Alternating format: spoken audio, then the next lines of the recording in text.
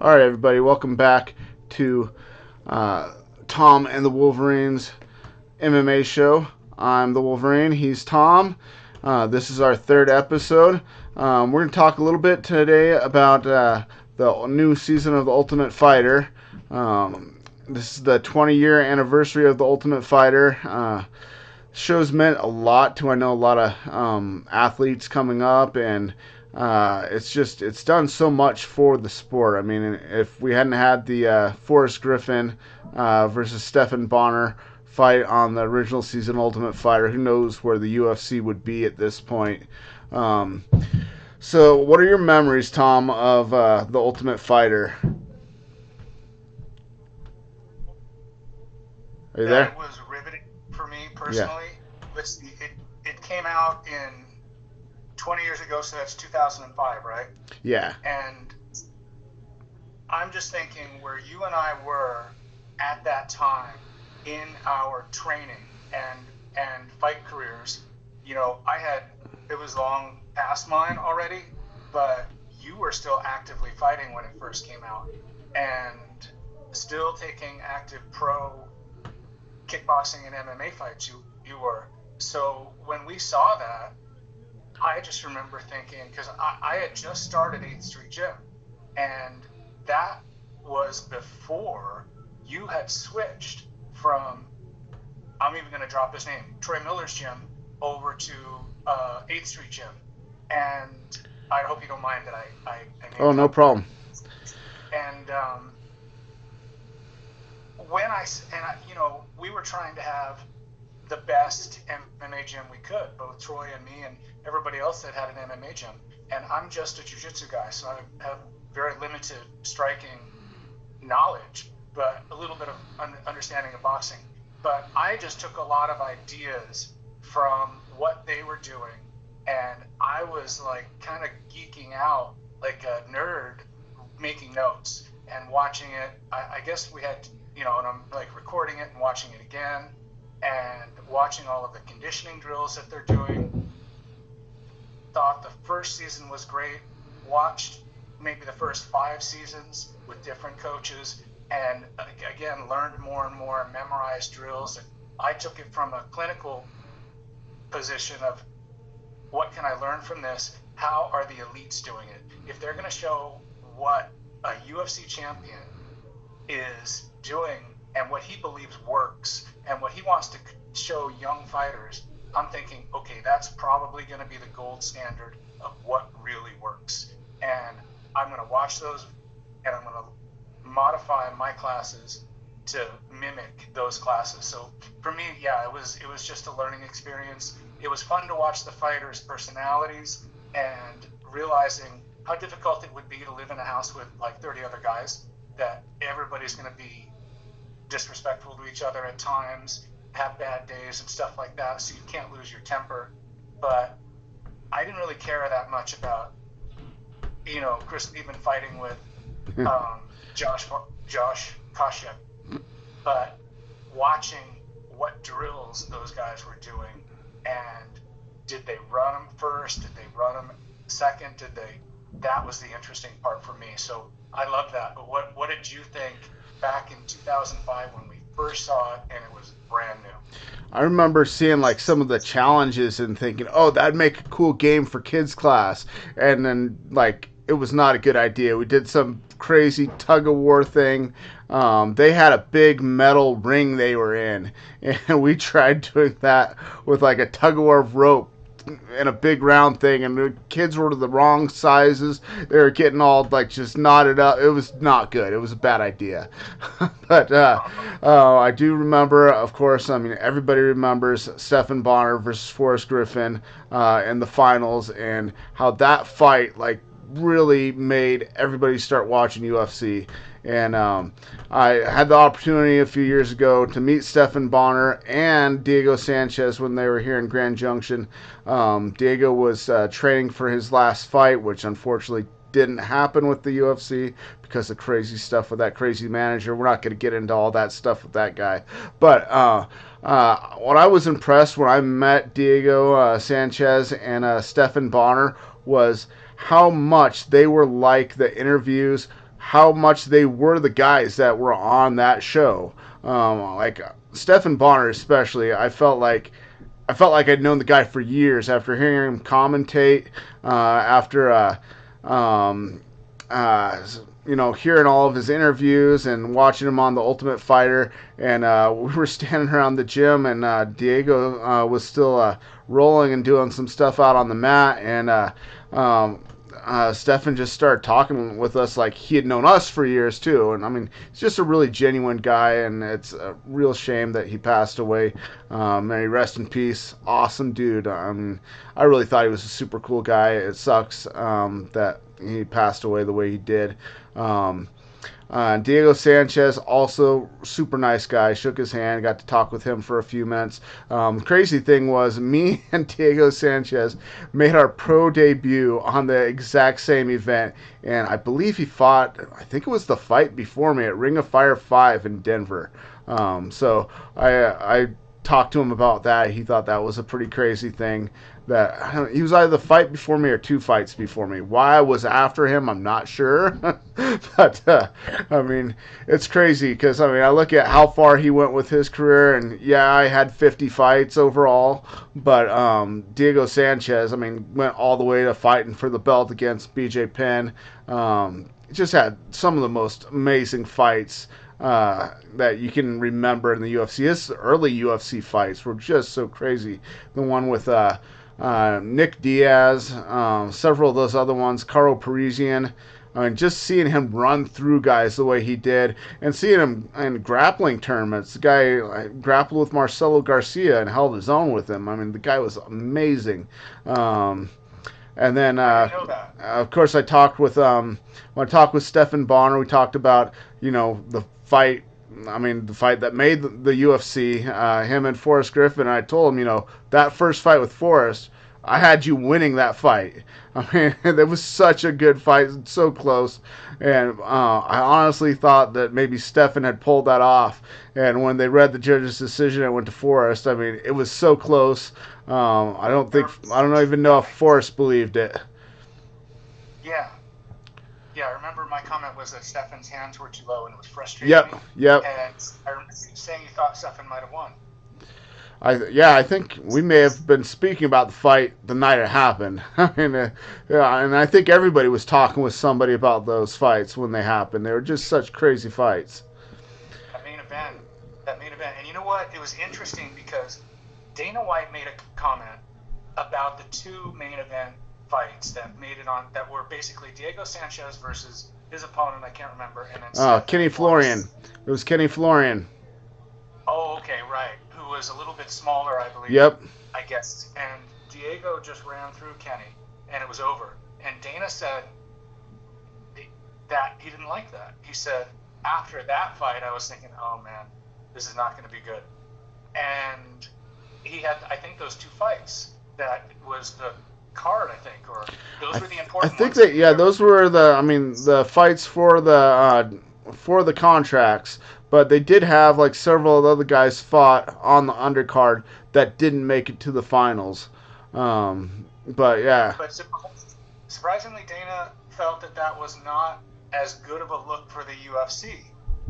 But then the main event ended up as a slugfest against two talented kickboxers who decided to have a full contact kickboxing fight with the MMA gloves before everybody does that. Nowadays, a lot of fighters will do that.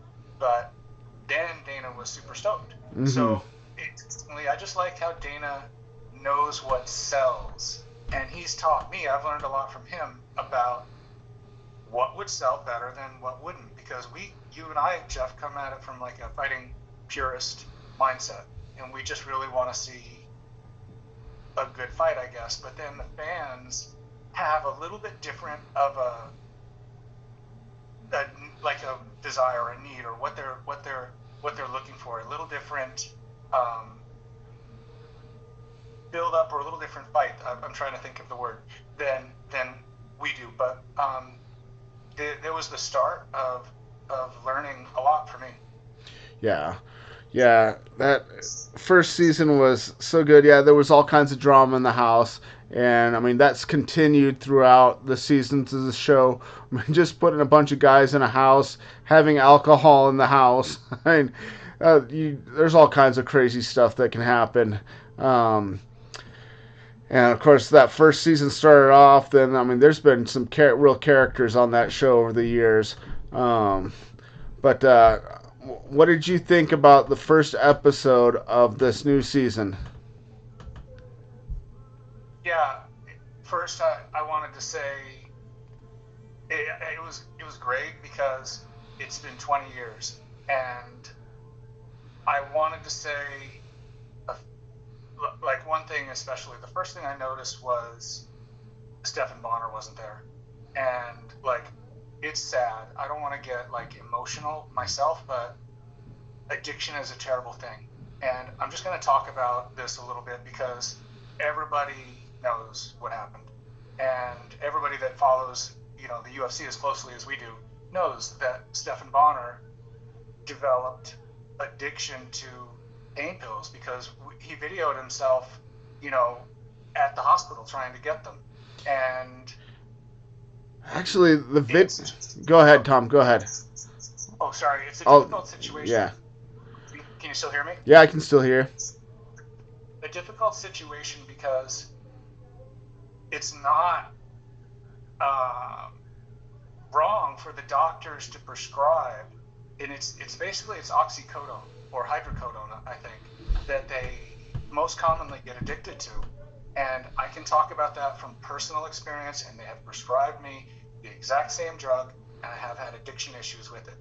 We can go more into that later, but addiction's a difficult thing, and it never really completely goes away. Whether you Yeah. have an addiction to cigarettes or gambling or any crazy thing that people can get addicted to, even if they haven't done gambling for 20 years or whatever, their cigarettes or drugs, in the back of their mind, they still think about it. And I can tell you that. So when from personal experience, Jeff, because I know you really have never had that kind of an addiction. You don't drink or smoke or do any of that stuff. Thank God, and I'm proud of you for that. And it's a very wise choice that you stayed away from it completely. And I guess I would just like to say, with this minute that I have to talk about this, anybody that's watching, please don't don't start in the first place. Don't start with anything like that.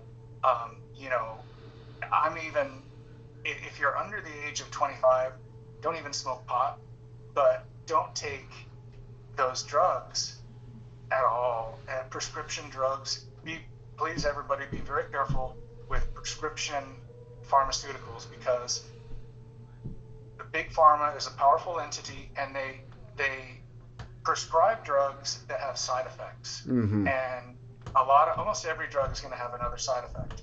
And then they can just give you another drug because now it'll beat that side effect. Plus, you'll have the benefits that the first drug gave you, which usually are not anything anyway. Yeah. And I just hope everybody stays away from those. And I wanted to say prayers and rest in peace to Stephen Bonner and his family.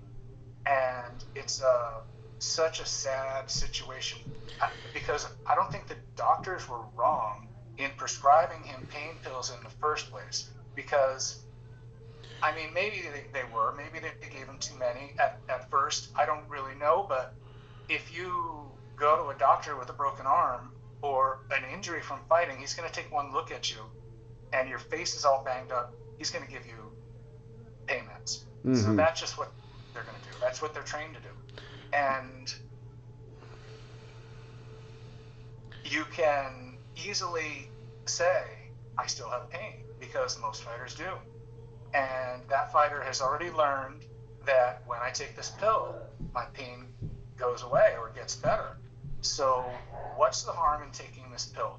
And the way I justified it was, why would God want me to be in pain?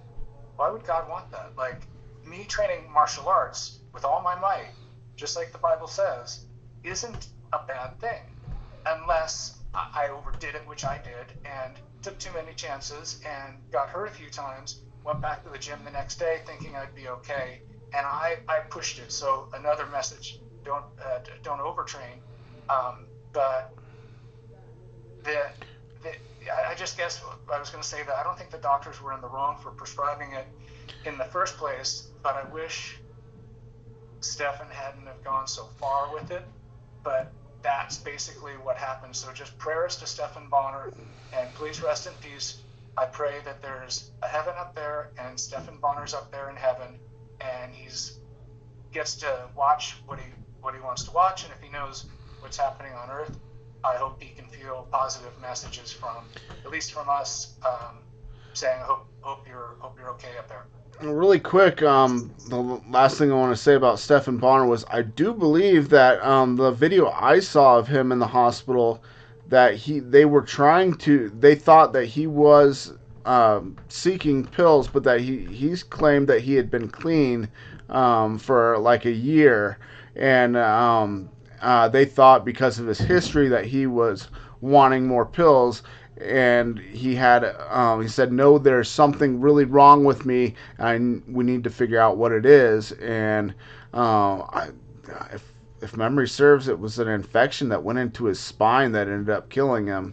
But I do believe that he had, I think from that video that he said that he had been clean for a year, and that because of the history that he did have with abusing prescription drugs, that they thought he was there pill seeking, and so it was basically him trying to get the doctors to figure out what was wrong with them, and them thinking that maybe there wasn't really anything wrong with him and that he was pill seeking.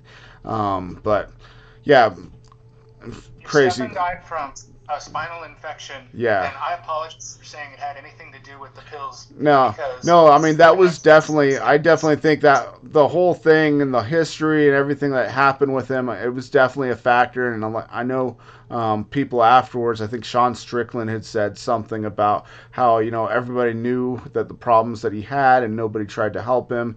But it did sound like, at least from what he was saying in the video, what Stefan was saying in the video from the hospital, that he had gotten clean, hadn't been drinking, and didn't really want the pain meds. He wanted them to figure out what was going on with him and why he was in so much pain. Sad situation, and I mean, I think a lot of that can be. We won't get into the whole, I don't know, the pharmaceutical industry and all that, and the politics and everything on this show. But I mean, there's some crazy stuff out there, and it is definitely good to stay away. It is definitely good to stay away from the prescription drugs. I know years ago when I had my cauliflower ear, I had to get, instead of it just being drained because I let it go too far, the doctor sliced open my ear and shoved a piece of plastic into my ear and then wrapped my head with gauze. And I'm trying to think what gym we were at the time, but I remember trying to come into the gym and teach class and just having this severe pain, and they did prescribe me pain pills, and I tried the pain pills, and they made me so sick I couldn't move. I was like dizzy, and I was like, yeah, I'm not taking these. And so I ended up, they had to do it twice because the first time it didn't work. 4 days later, I went back in after going to work with my head wrapped in gauze and having this thing shoved into a slit in my ear. It didn't work, and the doctor did it all over again, and then sent me home. And then, of course, like I said, the pain pills and everything, I was like, I'm not taking these things. And then it was so bad that second time around, I ended up missing several days of work for the cauliflower ear. And the crazy thing was, I got the cauliflower ear training for the fight. I didn't get hit in the ear at all in the fight. It was, I believe, my second fight with Sergio. He didn't even touch my ear. And after the fight, somebody gave me a hug, and their shoulder hit my ear. I was like, "Oh, my ear!" But I hadn't got it hit in that ear at all during the fight. And so like that next Monday, I go in to get the ear drained, thinking, "Oh, this will be easy. He'll stick a syringe into my ear and drain the cauliflower ear." And he's like, "Oh, you let it go too long. I can't do that. We got to do it this way." And it was just afterwards, I was like, "Man, I would have just rather had cauliflower ear and not even got it drained at that point because it was so painful. Have my head wrapped with this piece of plastic or whatever it was shoved in my ear to try to get that to drain. It was not fun. Um, but let's go ahead. Let's talk really quick about the actual episode of Ultimate Fighter that we just got to see with Chael and DC coaching against each other. What did you think about the episode, Tom? Well, that Chael and DC are legends, and DC arguably could be the greatest fighter of all time because, except for a couple of names like the Francis Ngannou or Tom Aspinall, DC could have whooped every man that ever lived. At heavy, if you're the heavyweight champ, you're probably going to beat everybody below you. So DC, man, he's one of the greatest to ever do it. And Chael really had the best personality or ability to talk about Exactly. Yep. and charisma. So it's a good couple of guys to go at it. Both are a couple of legends. Obviously, Chael worked very hard to get where he is, and maybe DC just has a little bit better genetics. And even though he might not look like the classic fighter, but I bet he's very fast. I bet he's very strong. I bet he's very limber. I bet his cardio is good. So he has all those athletic, God-given talents. So yeah, a couple of interesting coaches. I thought the season was great. Now, the first episode. It's only the first episode has come out, right? Yep. Yeah. The next episode comes out tomorrow. Yeah. Okay. Cool. Tuesday. So I figured we should mention that, and that the first episode was good. The weight divisions were like 135, and was there a welterweight? It's 125 and welterweight, 125 and 170.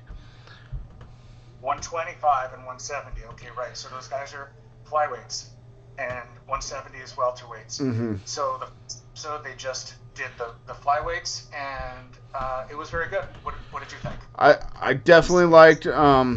I liked that Chael let Joseph Morales basically pick his fight. I mean, and he wanted to fight the number one pick of DC on DC's team. And I thought that was pretty impressive that he wanted to fight that number one guy because he was insulted that he wasn't the first pick.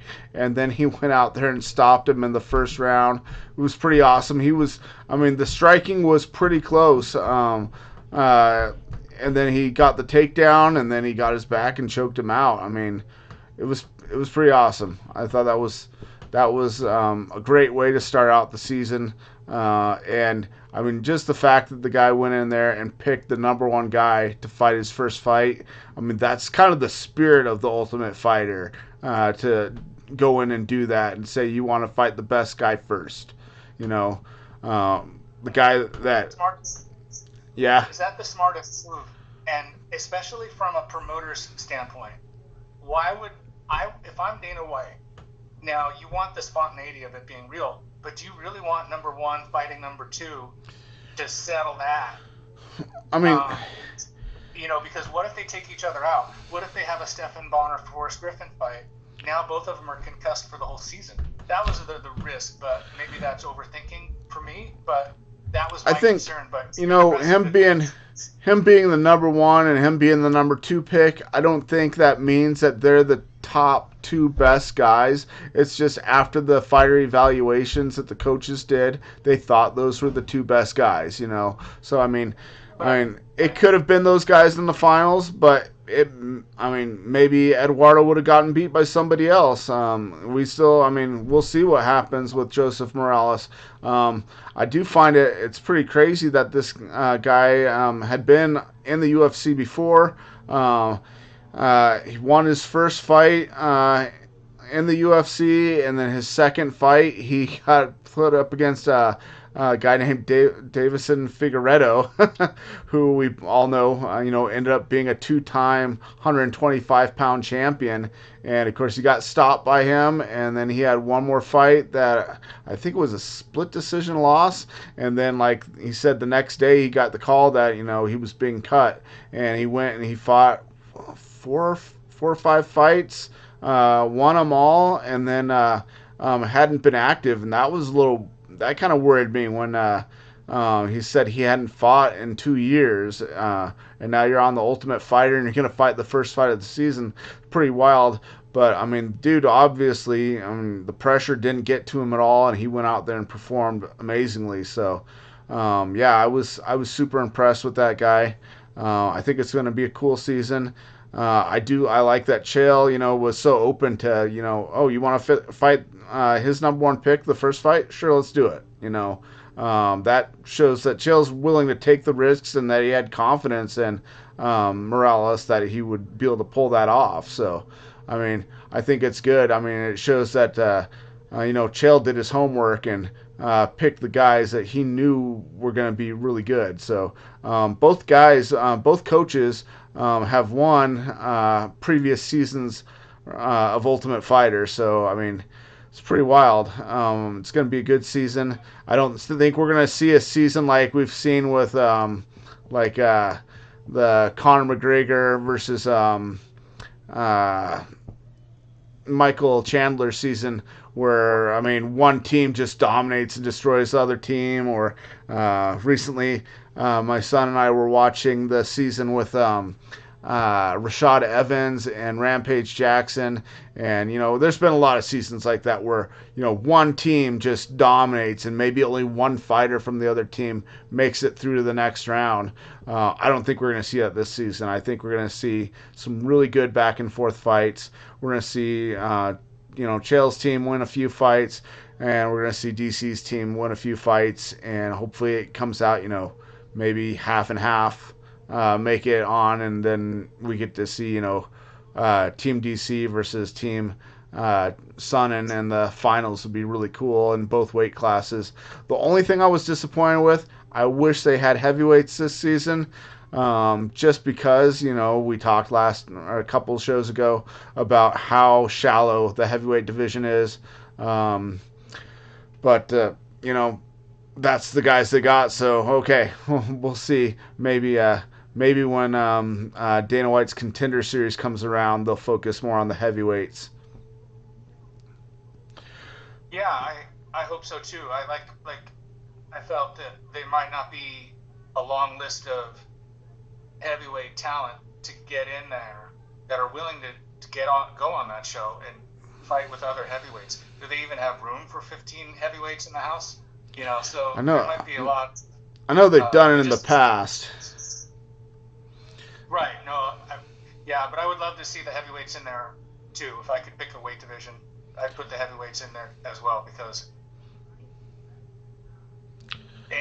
let's just get John Jones out because and the attention off of John Jones because it's all on him for the wrong reasons now. Still, he might be the GOAT, but let's get rid of John and get an active heavyweight champ. Yeah. So we can watch. But yes, let's get. But sorry, keep going, Jeff. Okay. All right. Well, so that's kind of. I mean, we covered the Ultimate Fighter pretty good there. Let's go ahead. We only have a few minutes left. I want to try to keep this under, between 30 and 35 minutes. I did want to talk about the fight night from Saturday night. We'll do another show maybe on Wednesday, and we'll recap the whole main card. There was one preliminary fight that ended up being fight of the night that I wanted to talk about really quick, but we'll talk about those on Wednesday. The fight I want to talk about is the one that didn't happen, the main event. I think this is only the second time in UFC history that this has happened. Remember years and years ago, Kevin Randleman getting injured while the fights were going on at the arena. He slipped on some pipes or something in the back because he was all hyped up going back and forth, which, I mean, if you have ever seen Kevin Randleman, that guy was always jumping up in the air and going insane. And he was going back and forth from the back area to the out to where he could see the fights, which I kind of doubt fighters can even do anymore. But if memory serves, that was it was taking place at like an ice arena, like a hockey arena, and they had like little grates over the ice, And so, I mean, it wasn't the safest area to begin with. And I had a fight years ago that was in a arena like that. But I mean, I don't remember having to contend with any pipes or anything. But I remember Kevin Randleman was coming out to the ring to watch the earlier fights, slipped on pipes, landed on his head, and was concussed prior to ever stepping into the cage. I believe he was supposed to be fighting Pedro Hizo to defend the heavyweight belt at the time. And other than that, I don't ever remember a UFC main event being canceled midway through an event. Especially, I mean, what happened Saturday night. I mean, they were literally minutes. I mean, Macy Barber was in the hallway. Something happened, and I believe, from what I've heard, she turned around, went back to her dressing room, and then apparently had a seizure. I mean, the whole thing is just such a crazy thing to have happen. The way they had to, go back to the commentators and say, hey, well, she was supposed to be coming out, and now she's not, and we're going to find out what's going on. I mean, it was a crazy situation. I did listen to the Good Guy, Bad Guy podcast today, and DC was talking about what they were telling them in their ear. And I guess he said, as soon as he heard that there was a delay in her walkout, he said, well, this fight's not happening. He immediately jumped to, we're not going to get to see this fight. And, last week I picked Aaron Blanchfield to win that fight pretty dominantly. Probably I said second round submission. When I saw the pictures of Macy Barber at weigh-in, and her face was kind of unrecognizable. Her cheeks were all just set in, and she just didn't look like the same person. And she missed weight by half a pound, and I was like, people were, my stepson David was calling me, and he was asking me, he likes to bet on the fights, and he's like, I told him, I said, dude, bet whatever you want on that fight. Aaron Blanchfield's going to win. I said, I was pretty sure before. Now I'm 95% sure she's going to beat Macy Barber after seeing her at the weigh-ins and the way she looked. And then, he was placing his bet. Minutes later, the fight is called off. And then, man, I want to keep this family-friendly show, but I guess we got to, talk about the fact that, a lot of people are saying that she got breast implants, and that was what put her over the weight limit. I did look up what her health problems have been. She's had quite a bit of health problems. I have the whole list I could read. It's pretty. What the heck else Let did me that young lady have? let Serious. let Because me look. so young. Let me go back to here. I pulled it up yesterday. Let's see. Oh, what the heck? All right, hang on. I'm trying to get back to this. Okay, so let me go back. Because I know Okay, it says I'll just read what I got here. So I went ahead and rather than having to research everything through Google or whatever, I asked Meta AI. It does the research for you and brings up a bunch of stuff. So it says she has been dealing with several health issues that have kept her out of competition for over a year. Here's a breakdown of her current and past health issues. Current health issues: Epstein-Barr virus infection, which is causing extreme fatigue, body aches, headaches, and impaired recovery. Gut sinus microbiome, blood, urine, and hormone issues that are being exacerbated by the Epstein-Barr virus. And then past health issues: she had pneumonia, which led to a 9-day hospitalization stay, 9 days in the hospital, and it was life-threatening. She's had strep throat, staph infections, which started with a red spot on her skin that swelled and darkened, low oxygen levels, and high fevers, blood pressure issues, including a near-death experience due to prescribed painkillers that brought her blood pressure down to alarming levels. I mean, so that's some pretty crazy stuff right there.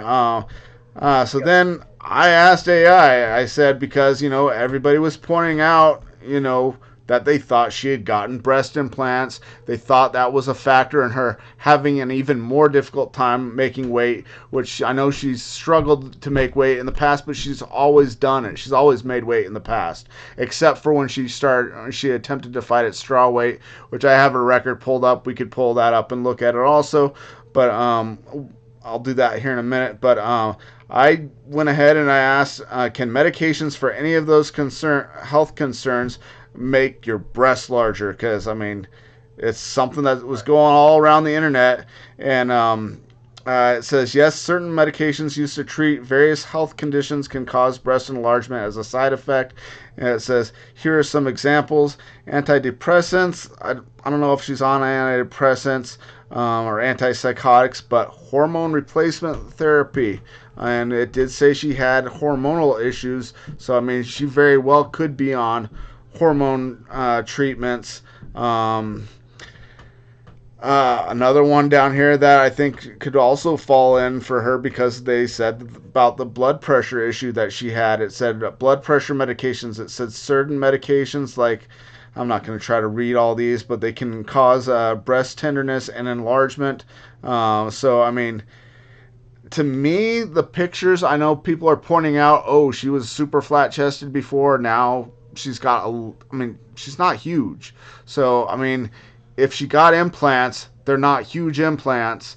I just don't know. I can't imagine somebody with all those health concerns and the fact that you're number 5 in the world and one fight away from potentially fighting for the world championship, that you're going to go and get cosmetic surgery to try to make yourself look better when I mean, and the fact that she's had such a tough time making 125. Somebody pointed out that I guess a pair of implants weigh about 1.5 pounds. I don't know if that's completely accurate, but the fact is, her previous fight, she was 125 pounds exactly, and this fight she was 126 and a half. So that's 1.5 pounds. I don't know. I'm gonna give her the I'm gonna give her the benefit of the doubt and think that this is some sort of hormonal thing or some sort of medication thing, because I can't imagine doing that when you've had such a struggle.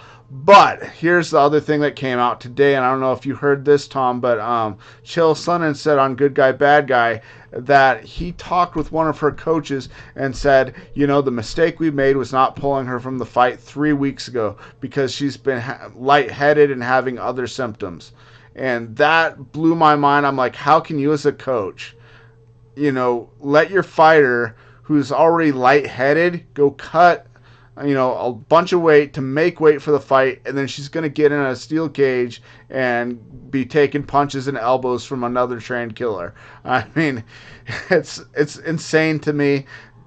I mean, I think if that all comes out as true, which I mean, Chael Sonnen said that, and DC said, yeah, that tracks with what we were told.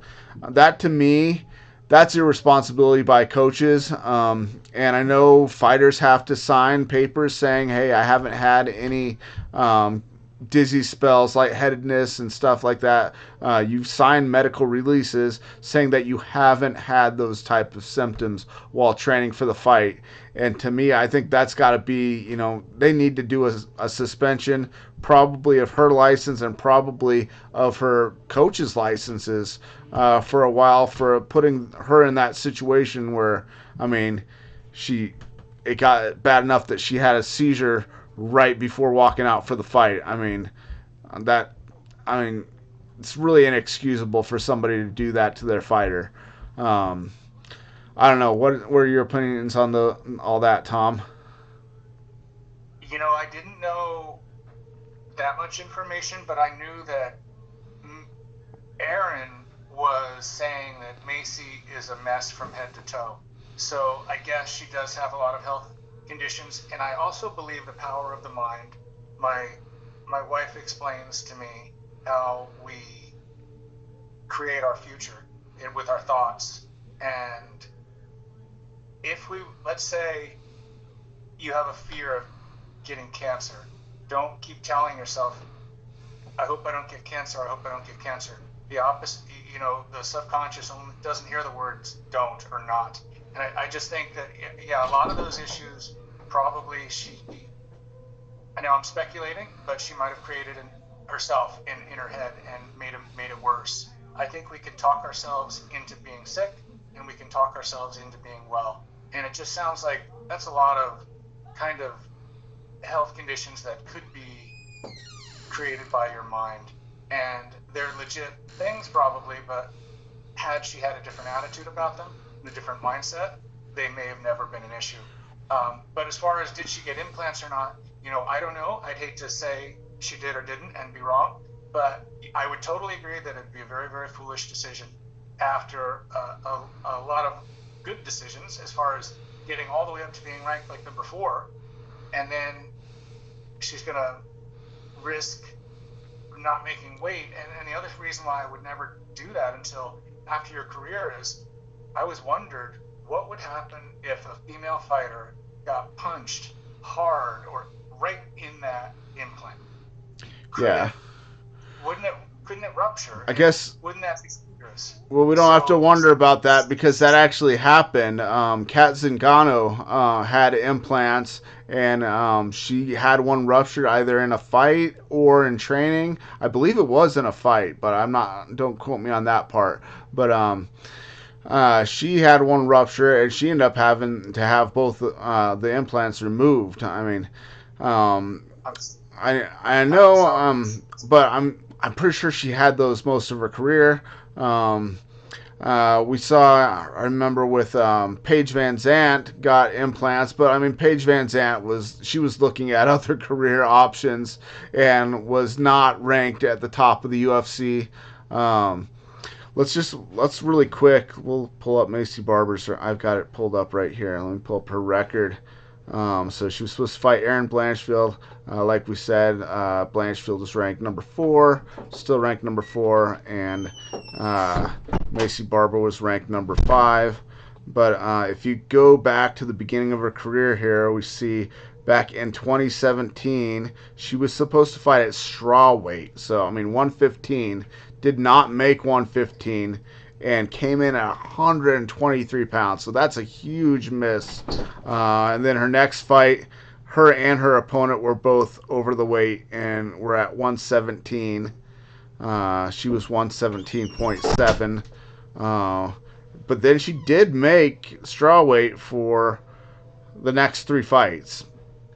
But then since then, she's moved up to.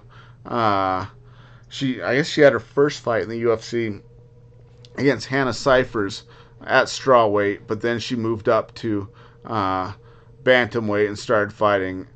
And she has made weight for every single one of those fights, 126 or less until Friday. But man, if you saw the pictures of her at weigh-in, she just did not look healthy. And I do think what Blanchfield said at the post-fight show about maybe she needs to look at a different weight class. Maybe she needs to get a nutritionist.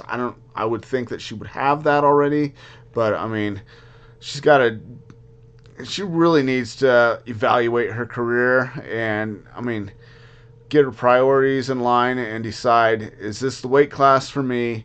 I mean, having coached plenty of female fighters when I was still coaching, being married to a pro MMA fighter, it is at least twice as hard for women to make weight to begin with. They have a lot more to deal with. I mean, a guy can go in and drop 15 pounds overnight, but I mean, and we saw it this last card with Macy Barber missing weight, and then we saw I'll probably talk about it next show, but Caitlin Vieira. I mean, the whole weight class had to be switched to a weight class the UFC doesn't even have anymore. They fought at featherweight. UFC doesn't even have women's featherweight anymore. But I mean, it definitely brings up an argument. Maybe they should bring it back because maybe some of these girls at 135 are killing themselves to make that weight. Why don't we, stop having? I mean, maybe you lose half the 135 pounders, move up to 145, but they're not killing themselves to make that weight. It definitely I should think be a conversation about, do we need more weight classes for the women? Should we encourage women to not cut as much weight? I mean, we've got the most extreme case, Kayla Harrison. She's huge. She says she has to do 2 hours of cardio a day to stay light enough to make 135. That's insane.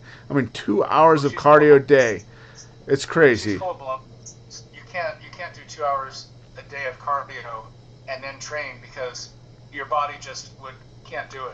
But in my opinion, she doesn't really do that. But yeah, Kayla is all muscle. I don't know how she walks around like that. I wish I had that problem. I wish I could have the male version of Kayla Harris. Is it Harrison or Harrison? Harrison. Um, Harrison, because that woman is all muscle. Kayla has children, right? I believe she's either adopting or fostering her sister's kids. They're not her Also, biological children. had 3 kids at home, so maybe that's the deal. Because I'm thinking, well, she's had kids, but that woman is all muscle. I just think that sometimes we, as people, are born with a little bit of mixed genetics. And some women could have too much testosterone, some men could have too much estrogen, and it spills over into the way the person looks. And, she has more muscle than most men at her weight that lift weights. She has more muscle than most bodybuilders. So that's an interesting one. But I'll shut up about all of that. I wonder how much harder it is for a woman to lose weight than it is for a man. Say you're going to make 135 and you're walking around at 155 pounds, so you have to drop that 20 pounds. And, 155-pound male to make 135. Same weights for female. I wonder how much harder it is for the woman. I would guess it is because women are supposed to have more fat, but I wonder exactly how much. I think It can't it's. be twice, but I don't know. I would say, man, I would say it's at least twice as hard. I just, Maybe. women retain water differently. It's just, I don't know. They have a lot more to deal with. As far as cutting weight, I wish they would bring back that 145-pound division, just to give those girls that are too big for 135 another option. Um, Maybe make it an actual legitimate division. It didn't feel like it was as much of a legitimate division. There were only a few girls that were really, true 145 pounders before. But I mean, I think we could see some of these girls that really struggle to make 135 move up to 145 and have it be an actual competitive division in the UFC. Um, I don't know, but we've gone a little bit over Okay. again. We're at 47 minutes.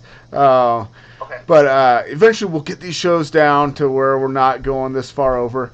I do think we covered a lot of stuff with the Ultimate Fighter. I do want to do another show midweek. We'll really quickly maybe we'll talk about tomorrow night's episode of the Ultimate Fighter, and we'll talk about the fights that did happen Saturday. There were some good fights. I do want to get into those. I do want to get into the predictions that I made for that main card.